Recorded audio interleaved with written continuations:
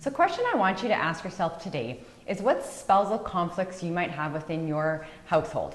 And when we refer to spousal conflicts, I'm really referring to how you as a couple might think differently about debt, or maybe how money's invested, your risk tolerance, or maybe how money's spent within your household.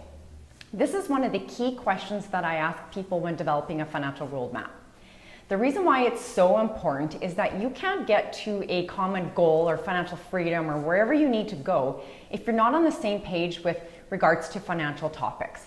And it's okay to not be on the same page, but you need to get to some common ground and conclusions so that you can get to that end goal.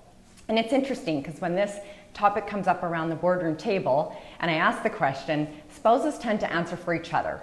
So they're often not thinking about how they spend money themselves, they're often thinking about how their spouse might spend money.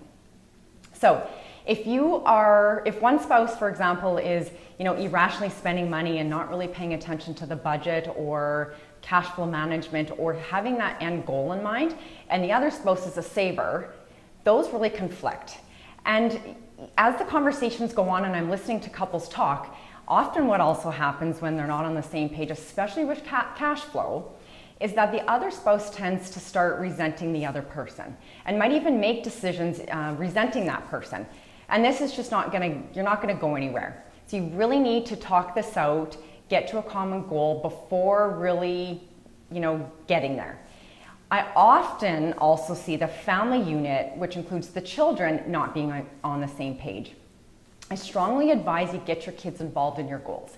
Because if kids don't understand how much money's coming in, you don't need to give them exact numbers, but if they don't understand the concept of money coming in only being so much money in the month and money going out, they're gonna ask for things, want things, and not understand why you might be saying no to something.